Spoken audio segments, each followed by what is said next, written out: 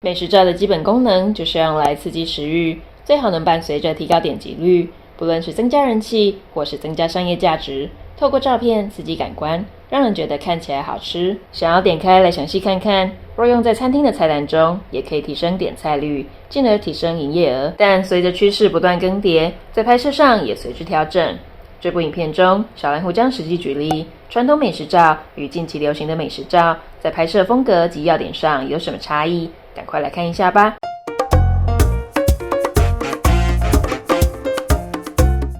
在开始介绍之前，请记得订阅我们的频道，并开启小铃铛，以免费获取更多最新手机拍照资讯哦。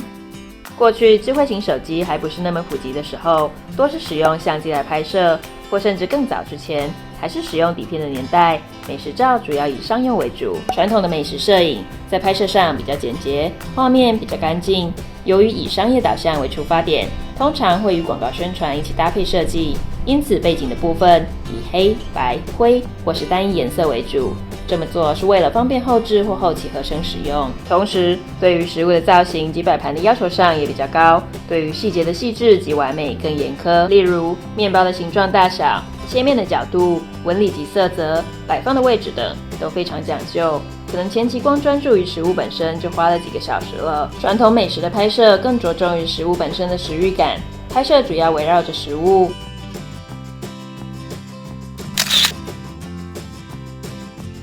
但近期由于手机拍照更容易，加上 IG 及欧美文化的影响，美食照更多的是偏向自然及生活即视感的方向，整体拍摄风格更倾向是静物摄影，每张照片更像是15、16世纪那种带有油画风格的定格瞬间。也就是说，近期的美食照不单单仅是凸显食物本身的食欲感而已，更多的是整体布景所营造出来的氛围感。照片记录的是生活的美感，不是单纯拍摄食物本身而已。例如，同样都是拍面包，传统美食照就会单纯的完整聚焦在面包本身，但受欧美风格影响的美食照，更多的是周围其他物件一起陪衬出这个面包。传统美食照的观点会认为，拍面包就拍面包，没事旁边放那些饮品、抹酱、餐巾布要干嘛？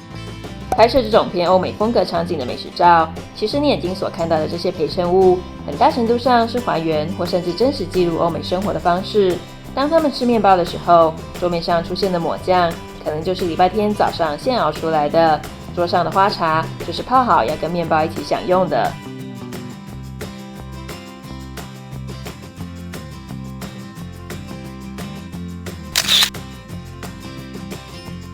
对于他们来说，这更像是生活的写照。这种拍摄风格会在 IG 上广为流行。更重要的是，因为这种带有生活感的美食照，远比单拍食物本身更能引起共鸣，勾起共同的回忆与经验，或甚至是向往。与传统讲究精致且商业气息比较浓厚的美食照相较之下，带有生活感的美食照，表达的内容已经不仅局限在食物本身，更多的是情感的连结，也就是更有故事感。以后当你在家拍照时，可以依照你想表达的照片方向去选择拍摄风格哦。在家用手机就能拍，你学会了吗？若在拍照上有任何问题或关于道具的安排，可以留言给我们，我们将整理好之后拍成教学影片回复哦。